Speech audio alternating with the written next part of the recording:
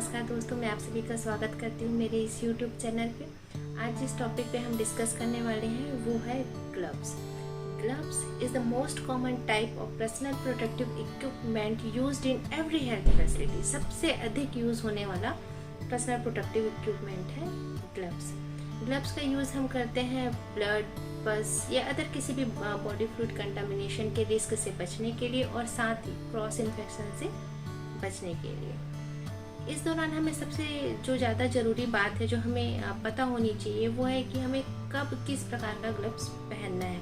कई बार ऐसा होता है कि वर्कलोड अधिक होने की वजह से या फिर जानकारी की कमी होने की वजह से हमारे सामने जो ग्लव्स रहते हैं हम उसे वियर करते हैं और उसके बाद हम अपना प्रोसीजर चालू कर देते हैं, जो कि एक बहुत ही गलत प्रैक्टिस है। इसके लिए हमें पता होना चाहिए कि हम किस काम के दौरान कौन सा ग्लव्स का यूज़ करेंगे। तो मैं आगे आपको बताती हूँ।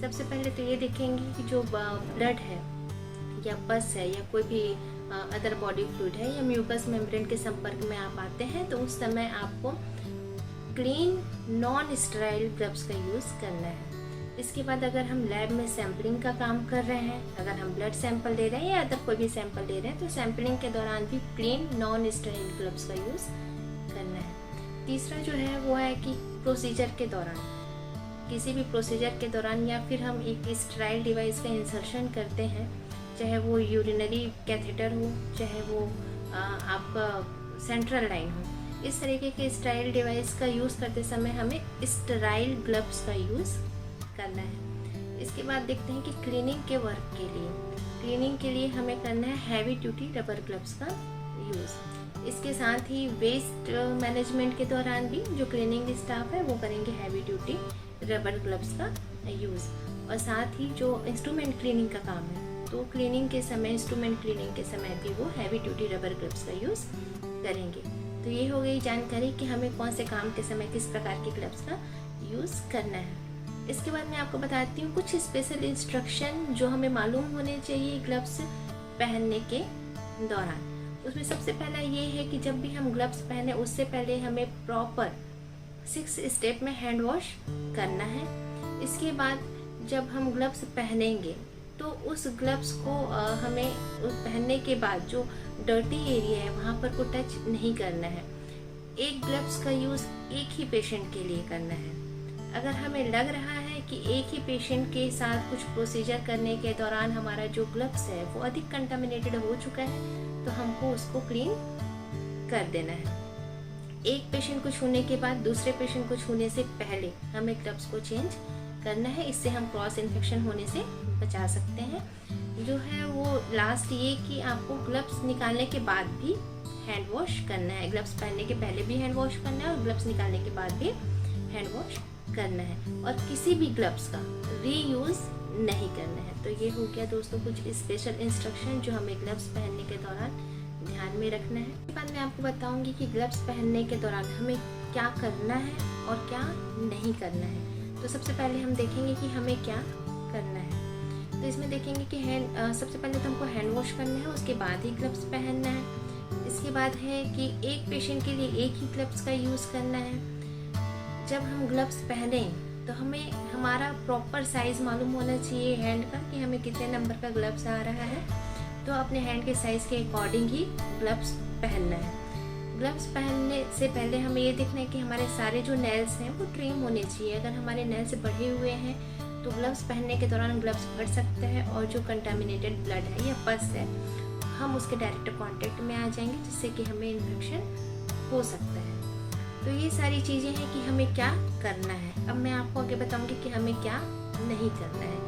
तो हमें क्या नहीं करना है वो है कि ग्लव्स पहनने के बाद हमें कभी भी इन्वायरमेंट को टच नहीं करना है। ऐसी जगह को जहाँ पे डर्ट हो या इन्फेक्टेड हो वैसी जगह को हमें टच नहीं करना है। इसके साथ ही हमें ग्लव्स पहनने के बाद कभी भी अपने फेस को या फिर अपने पीपीई किट को टच नहीं करना है।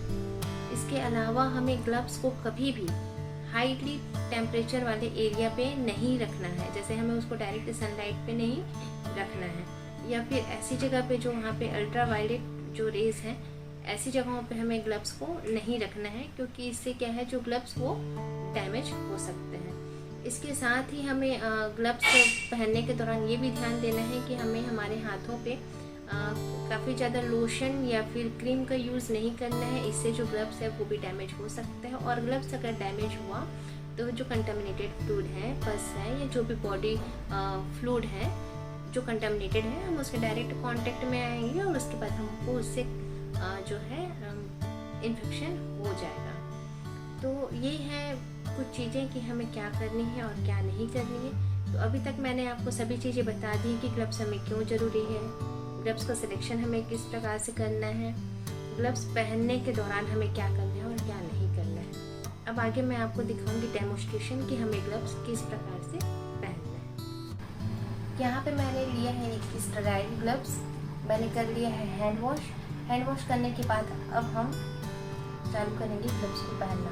तो हमें ग्लव्स पहनते समय सबसे पहले ये ध्यान देने की ज़रूरत है कि हमें लेफ्ट हैंड से राइट हैंड के ग्लव्स को इस प्रकार से पकड़ना है।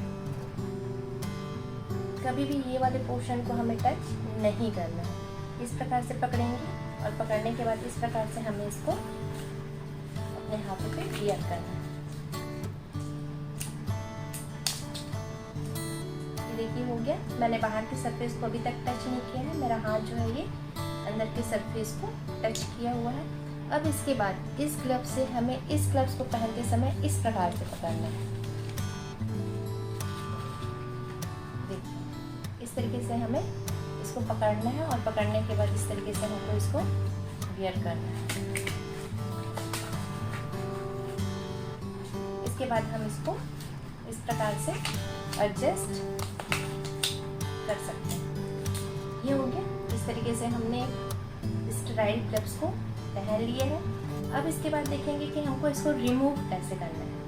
सपोज कि हमने ऐसा कोई प्रोसीजर किया है जिससे हमारे ग्लव्स में ब्लड लग चुका है या पस लग चुका है, तो हमें इस ग्लव्स को रिमूव करते समय इन बातों का ध्यान रखना है कि कभी भी वो जो ब्लड है वो छिटक के सामने वाले के ऊपर ना जाए, या फिर हमारे साथ और जो स्टाफ है उनके ऊपर वो ना छिटके, क्योंकि अगर वो ब्लड उनके ऊपर जाता है तो वो इन्फेक्टेड हो सकते हैं। तो ग्लव्स निकालने का भी एक तरीका होता है जो मैं आपको आगे बताने वाली हूँ। सबसे पहले ये हमारा जो लेफ्ट हैंड है और ये मेरा राइट हैंड है।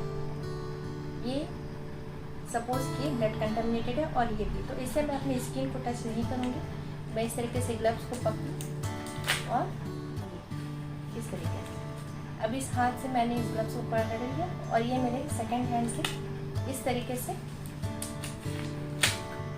इस प्रकार हमको इसको रिमूव करना है। और रिमूव करने के बाद इसको कहाँ डालेंगे? 1% हाइपोक्लोराइड सॉल्यूशन में डालेंगे। Thank you. आपको मेरा वीडियो कैसा लगा? मेरा वीडियो अंत तक देखने के लिए आप सभी का बहुत बहुत धन्यवाद। कमेंट करें और ज़रूर बताएं कि आपको आगे किन चीज़ों की जानकारी चाहिए।